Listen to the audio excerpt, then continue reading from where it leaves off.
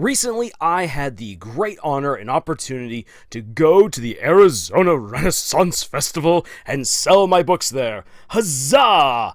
An awesome one-weekend deal where I got to hang out kind of towards the back of the park, but still I gotta be there and talk with people, present my books, and I gotta sell quite a few of them. It was amazing. And coming back from that experience, I realized that there are some lessons that I can pass forward to all you other novice authors out there, especially those of you who have either just right now published your very first story, or maybe you have published a story or two, but you're not exactly sure where to go from here. I have some ideas for you that I hope will help you get on out there and share your stories with as many people as possible, because after going through the long, laborious issue of putting together a story idea, crafting it into a beautiful tale through numerous drafts and edits, getting it peer reviewed, and getting everything just put together fantastically with the proper cover and everything just beautifully edited.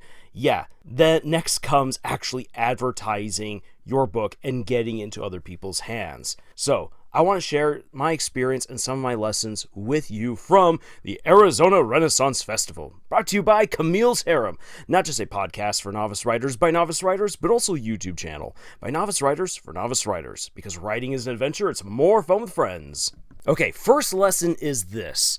If you are self-publishing, this means that you do not have any access whatsoever to good advertising. This means that you have to be your biggest champion for your book. You cannot be lazy about this at all. This means that you need to seek out bookstores and libraries that you can go to hopefully be a paneled author and have the chance to talk to people and share your stuff. Or better yet, you go to conventions, whether these be book conventions or anime conventions or the local Comic-Con, or if you get to go on over to a Renaissance festival. You need to be out there in the public and you need to advertise yourself, and being there in person does wonders, because people get to meet you, they get to figure out who you are as the author, you have the chance to answer questions directly, and that is absolutely invaluable.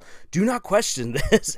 Really, I had the chance to convince a couple of people who were not fans of the premises of my books to actually give them a try. And that is something I would not be able to do if I just had a digital little commercial pop on up. They would ignore it and move on with their day. But I had the chance to talk to people and persuade them to give me and my stories a chance, which is, again, is something only that you can do when you are there in person. My next big lesson for you is this. You need to be prepared. I unfortunately did not come as well prepared as I wanted to the Renaissance Festival. The reason for that is because since I self-published through Amazon, I had finally put in my order. I should have done it at least a month in advance. I did it 21 days in advance, and Amazon said, oh yeah, sure, we'll get all of your books to you just in time. Guess what? It came days later. As a result, I did not have all the copies that I wanted, nor did I have the copies of a specific book that I wanted. My book, Puss in Boots and the Dark Riddles, which is a massive shame because I had so many families come on up and check out that book. I had little kids opening up that book, looking at the pictures, oohing and awing and saying, I like Puss in Boots. Mommy, Daddy, can I get this book? And I'm like, unfortunately, that's my only copy. You can get yourself a copy online, which, yeah, sure, people, that's really easy for people to do, but when people are in the moment and they're listening to their kids saying that they want the book, they are more inclined in that moment to buy that book rather than forget it later. So, because I was not properly prepared for this festival, I did not sell as many books as I could have. So you need to be prepared with as many copies of your books as you believe that you will need well in advance for any convention you go to or for any encounter that you expect you might have where you'll have a chance to sell your story. My next lesson is this. You need to be fun and you need to be passionate about your story. And while this might seem, well, it's kind of self-explanatory, here's the thing. I know it is so difficult for so many creators to get out of their shell. But here's just the plain truth of the matter. If you feel like you cannot communicate to other people, you need to have at your side someone who is wildly over the top to sell your books for you. Otherwise, no one is really going to pay attention to you. Your books, their covers, and their titles can only do so much to sell themselves in an in-person environment. So you need to develop good people skills. You need to be excited. You need to have a big smile on your face. You need to be willing to put yourself out there physically, get in people's way, and invite others to check out your stories. And yeah, that's a lot of work. That's a lot of energy. It can be very anxiety inducing. I know that for a fact. So it helps also then to have like some good quippy one-liners. Like at the Ren Fair, one of the things I found out actually worked really, really well was I would say, "Yes, I am indeed the author of these fantastic books. Please come and have a look. Ask me any question that you would like, except for how much I make each year." And it worked. At least I got a good laugh out of a lot of people, but there were scores of people, not just a few, not just dozens, scores of people who then turned around and then came to my table to talk to me about my books. And I then had the chance to sell some of my books from those interactions. And there were a lot of people who they brightened up because they saw me smiling and wishing everyone a good day and waving at them. So even though the Ren Fair is a whole lot of fun, we're in the middle of the Arizona desert. It's hot. It can be a little bit oppressive. So people who come there to be really excited then just kind of begin to wilt. And then when they see someone who's really happy and waving at them and just telling them to have a good day, even if they don't buy their book, those people brighten on up. And then other people are like, "Whoa, that guy just seems really cool. I'm going to head on over to his table." So having fun, being passionate, and saying, "I love this book, and I know you're going to love it too." Trust me, it sounds cheesy, but it goes a very long way. Now, another big lesson is this. Not all fairs and conventions are created equal. As of the recording of this video, I've had the opportunity to take part in the Tucson Festival of Books and at the Arizona Renaissance Festival. The Tucson Festival of Books is the largest book fair in the United States.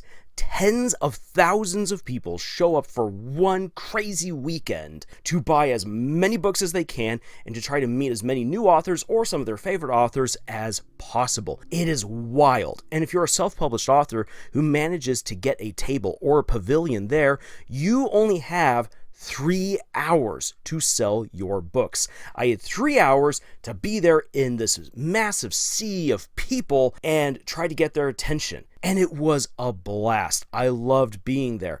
I got to sell 11 books in 3 hours. I did pretty well. At the Arizona Renaissance Festival, I sold 18 books over the course of 2 days. So when you look at that, immediately you begin to realize, oh, Lars is getting a bigger bang for his buck over at the Tucson Festival of Books. And that makes sense because more people are at the Tucson Festival of Books to buy books than they are at the Renaissance Festival. At the Renaissance Festival, people are there for the shows, the jousting, the jokes, the overpriced food and merchandise. There are people there to buy books, but not as many as you would hope for.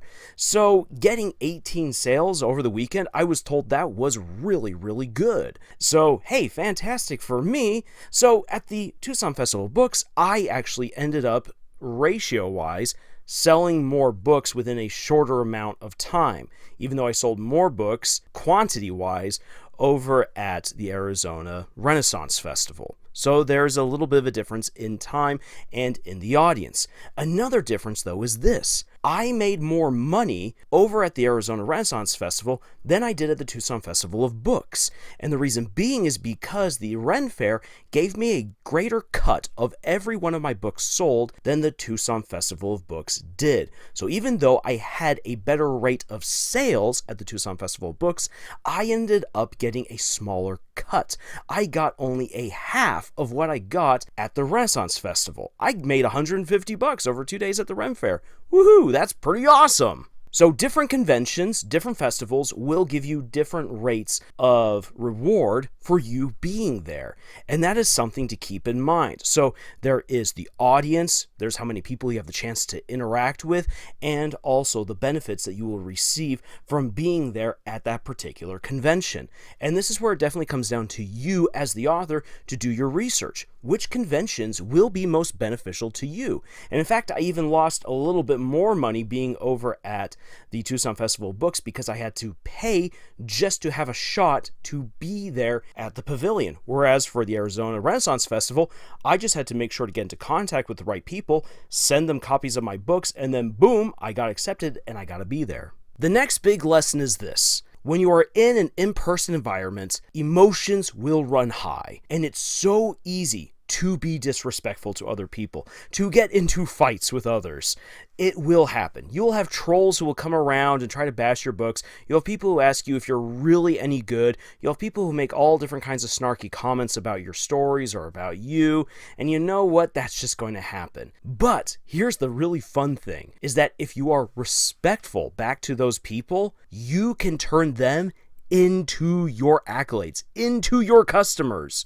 In fact, actually, for three separate encounters where people came and were snarky with me, I ended up selling them a copy of one of my books. It was fantastic. How did I do it? I was respectful. Rather than getting into fights with them, I then tried to see where they were coming from with their joke. I laughed with them and I then said, well, you got a point right there, but what if you check this out? So again, there's the fun and the being passionate and loving my own story, but being respectful to the other person at the same time. Won them over. I had a guy say, I'm going to get your steampunk novel even though I hate steampunk. And the reason for that was because he was like, wow, it seems like there's a whole lot more going to the story. This guy is pretty exuberant about it, and the book's only $15. Fine. You know what? I'm going to give you a try. If I don't like it, I'm going to tell you that I don't like it. But you got yourself here a customer because, again, respect, passion, love, and having that in-person interaction, having the chance to talk things over and convincing someone to give you a try. So please, when you are in those festivals, those conventions, and you have those in-person interactions, remember to be respectful. It is so easy to be snarky back and to not be a good person because emotions are running high, and especially if you've been there at that point now for hours and hours and you feel your energy draining, it's very, very easy to get snippety. Remember to be respectful. My last big lesson in this comes down to costs. And this is where we must talk about business. So I've already brought up what I earned from two different festivals. That I made $150 at the Arizona Ren Fair, and I made about half of that at the Tucson Festival of Books. Now then, we have to consider the investments that you put into any one of your stories. It's not just the time that you dedicate to that story, but if you're a self-published author, you are also then responsible for putting together the artwork for the cover of your book. And sure, you can rely on your own skills with Adobe Photoshop, or maybe you're going to risk using AI and possibly alienating people. Who knows? Or you could reach out to artists and you can work together to create beautiful covers. Thing is that there is definitely a cost investment that's being put into each and every single one of your books. There is not just an investment of time and love and passion, but also of money. And then, with whoever you're publishing with, there's then a cost there. If you are working with Amazon, like I do, Amazon does not require you to front any money to publish a book with them, but that comes at the exchange of them taking an even larger cut of every single book printed and sold. So you're not going to make a whole lot of money with Amazon, unfortunately. Other publishing companies will give you better rates, but they ask you to front a certain amount of money ahead of time in order to get things going. And I will take advice from people who've been in the industry for a long time. They advocate for not going that route because it usually leaves you high and dry. You very, very rarely ever make that money back. So there are costs involved. You will invest money. You may very well end up losing money. And just to give you an example, the investment that I put into the Tucson Festival of Books, getting all the books that I needed in order to sell at that fair, I did not make that money back at all at the Tucson Festival of Books. In fact, my time at the Renaissance Festival meant that I was finally able to recuperate all of my investments from the Tucson Festival of Books and make a little extra on the side. Woohoo! But remember all of those books that I didn't get on time? Yeah, that was a massive investment that I now need to find some kind of way to recuperate, which means I need to get back into the game and find my way to other conventions where I have the chance to sell my books in person and try to recuperate those losses and those investments. Never mind the investments that I put into getting all of the beautiful artwork. And this is where you as an author really need to step back and consider the costs. Because these covers right here that I'm showing to you on the screen are amazing.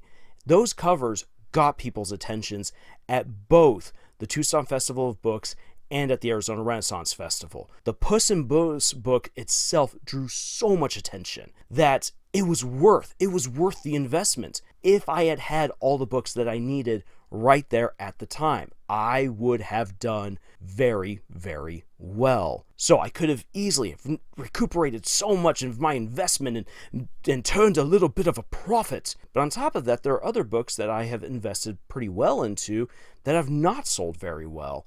So that's hundreds, and really in some cases, thousands of dollars that I've put into making my own books that I have yet to earn back through the sale of my books. That, from a business standpoint, is devastating. That means that I, as an author, should not be doing well at all. Now, here's the thing. I personally am able to eat some of those costs because I have spent years saving up money specifically for these purposes. As a result of me saving while I was a teacher for 4 years, I have the reserves necessary to invest in my books. If you wish to do the same, and this goes for whether you wish to be an author or if you want to do any other sort of indie project, from making an indie show, an indie animation, an indie movie, you need to save money. You need to be smart with your investments.